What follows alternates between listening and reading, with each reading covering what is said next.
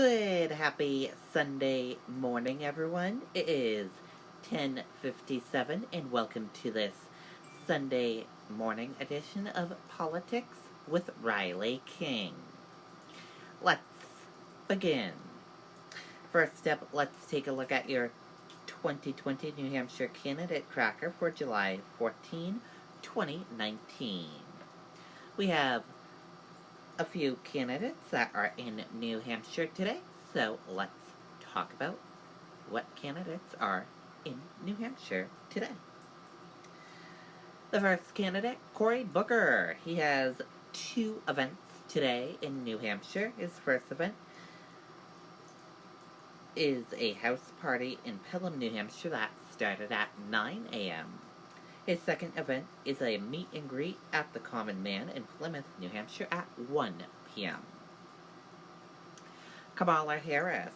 She has three events today in New Hampshire. Her first event, Conversation with the Candidate with Kamala Harris at 10:15 a.m. at WMUR News 9. Her second event is a house party in Gilford, New Hampshire at 1:45 p.m. And her third event is a town hall at Somersworth High School in Somersworth, New Hampshire at 4:15 p.m. And Beto O'Rourke, he has two events today here in New Hampshire. His first event, Immigration Town Hall at Nashua Unitarian Universalist Church in Nashua, New Hampshire at 2 p.m. And his second event, Town Hall in Brentwood, New Hampshire at 4:30 p.m. Those are the candidates that are in New Hampshire today. Biden, Booker, O'Rourke talk immigration policies at New Hampshire campaign stops. Let's take a listen to that video from WMUR News 9, Jeanne Lopez.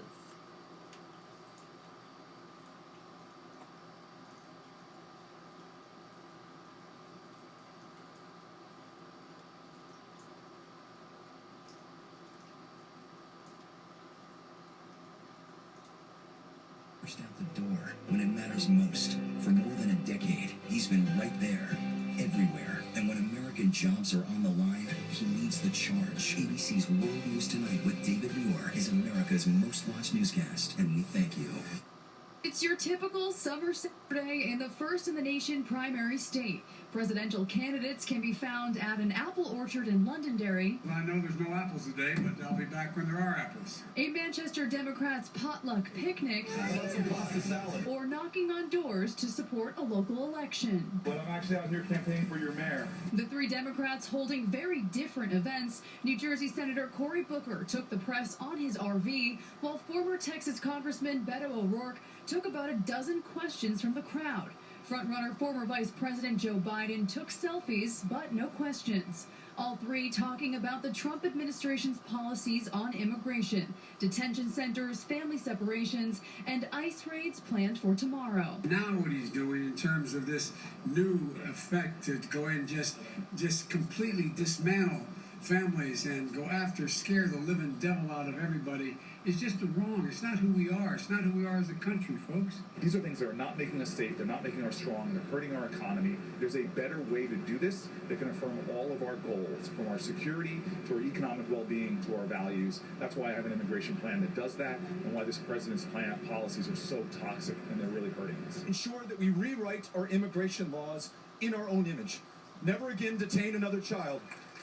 Never separate another family. Move every mountain, bear any burden, to reunite those who've been separated so far. All three very busy this weekend. Beto had three other events in Amherst, Andover, and Meredith. Booker was also in Nashua and Amherst, while Biden started the day at a house party in Atkinson. Live in the studio, Jeanne Lopez, WMUR News 9. Jeanne, thank you. Also in the Granite State tonight, Democratic presidential candidate Seth Moulton. This is Moulton's third consecutive weekend here. Today he held meet and greets in both Hillsborough and Ware. He ended his day at Exeter. Details on all the candidates can be found on our website. Okay, and there you go on that video and that report.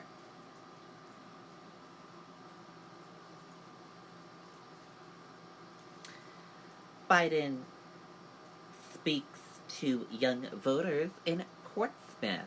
That happened on Friday, and I was at that event, and I enjoyed it. And it was a great event. And the New Hampshire Young Democrats hosted that event. Let's take a listen to this video from WMUR News 9.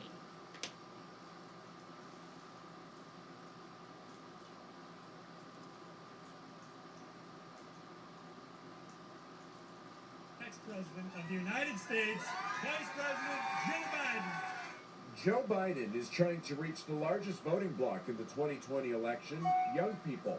Friday night, he headlined a fundraiser for New Hampshire Young Democrats at Cisco Brewers in Portsmouth. The fact of the matter is, you have more influence on how your parents vote than they have on you. Biden says the country can't afford another 4 years of President Trump. Donald Trump's viciousness, his bullying, his utter disregard for people and personal lives is tearing literally the soul out of this nation. Earlier, the former vice president was at Castaway's restaurant in Dover. The good news about being a front runner is you're a front runner. The bad news about being a front runner, everybody's behind you and looking. He told supporters he would repair relations with our allies, which he says have been strained under Mr. Trump. Now, I hope you will support me. I hope you'll vote for me, but whoever our nominee is, I'm going to break my neck to make sure they get elected. If he does become the nominee, Biden says he would fight for working families to protect the middle class and defeat President Trump. We have to work with Republicans where we can, and where we can't, go out and defeat them. Take it to them. The campaign says there were more than 400 people at this event here tonight. Tomorrow, Biden has events planned in Atkinson and Londonderry. Reporting live in Portsmouth, Mike Cronin, WMUR News 9. Okay, and there you go on that video and that report.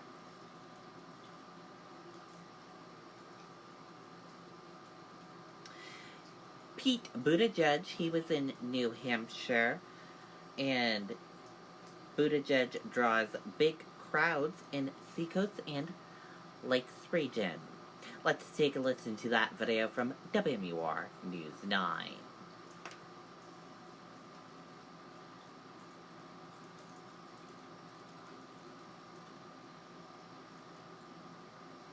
Only to spread the kind of hope is required. The phenomenon that is Pete Buttigieg shows no signs of cooling off in New Hampshire. On a hot summer Friday, the South Bend mayor drew overflow crowds from the Seacoast to the Lakes region. I felt like every checkpoint of what I believe in as a person is exactly what he said. In a one-on-one interview in his first visit to New Hampshire in more than a month, Buttigieg says he's heartened by the response he's seeing from voters. It's fantastic. I mean, when we got rooms busting at the seams, it tells you that there really is appetite for this kind of values-driven campaign. The mayor tells News 9 he will be scaling up that campaign significantly in the weeks and months to come after a huge $24 million fundraising haul that will be plowed into organizing. So that in addition to the many trips that I'll be taking here to New Hampshire, that day in, day out, we've got campaign staff and volunteers building those relationships. That's really how you win a primary. On this campaign swing, Buttigieg also made stops in Somersworth and Rochester, where he did a downtown business tour with city councilor and veteran Jeremy Hutchinson and Hutchinson's husband. They view the Buttigieg candidacy as historic. You know, the LGBT community is something that we're proud to see someone rise up. Mayor Buttigieg has already cleared that first major hurdle for a candidate of gaining credibility with voters. Now, he just needs to convince more of them that someone so young, he's 37, can be president of the United States. Well, I think this is a moment for a new generation to step forward. We're seeing leaders my age or younger being elected in countries around the world. I actually think we're the sort of country that ought to lead that kind of trend, not follow it. In Laconia, Adam Sexton, WMUR News 9.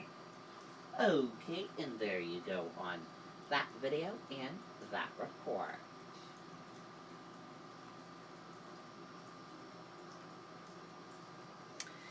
Governor Chris Sununu signs bill authorizing sports betting in New Hampshire. 10 retail, 5 online licenses to be granted. Let's take a listen to this video from WMUR News 9, Tim Callery.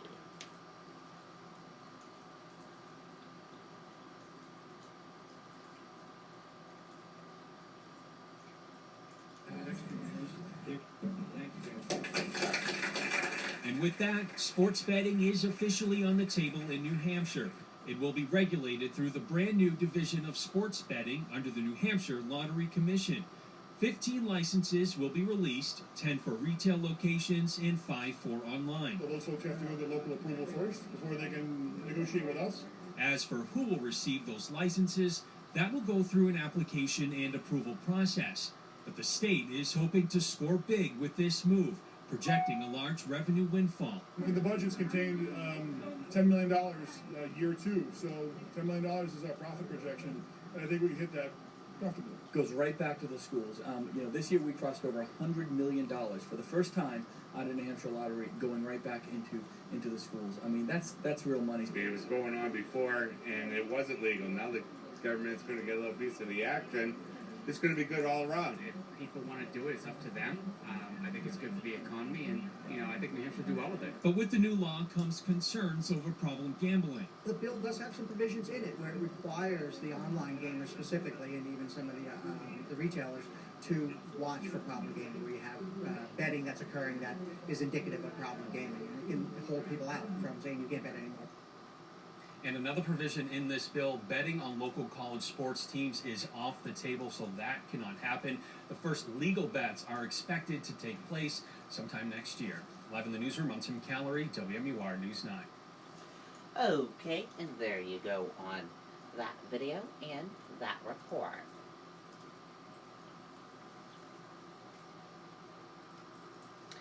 Shaheen unveils $63 billion, a 10-year plan to hasten border battle against substance abuse epidemic. Turn the Tide Act would increase spending on existing grants, establishing new programs. Let's take a listen to this video from WMUR News 9.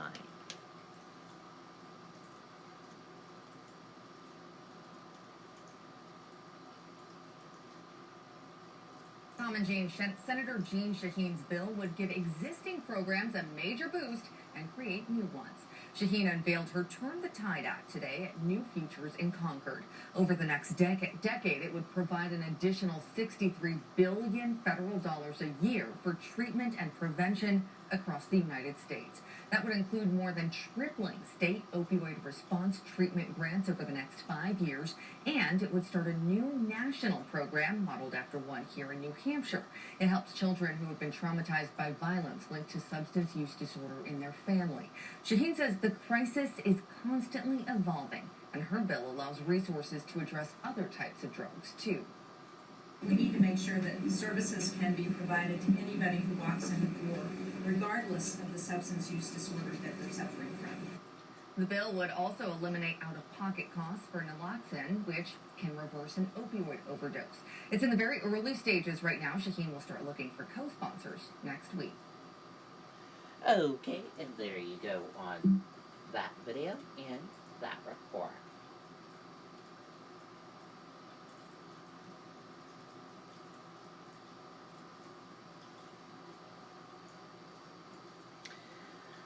O'Brien gearing up for likely U.S. Senate run, hires consultant Brent Littlefield as top strategist.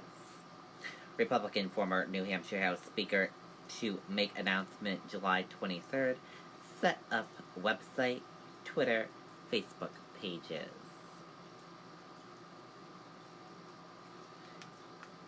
The same strategic consult who guided Frank Edelbolt to the verge of an upset win in the 2016 Republican governor primary, is now working with former New Hampshire House Speaker William O'Brien on his likely run for the U.S. Senate in the 2020 election.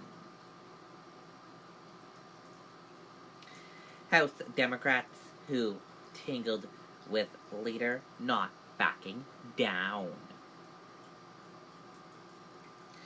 Days after tension with House Speaker Nancy Pelosi boiled over publicly, several House Democrats sent a message to Washington: we're not backing down. And if you want to read more about that, we will have a link for you on the Riley King Network Facebook page. And that does it for this Sunday edition of Politics with Riley King. I hope you all enjoyed this Sunday edition of Politics with Riley King. Have a great rest of your Sunday, and I'll see you back here on Monday for more political news and throughout the week as well. Goodbye, everyone.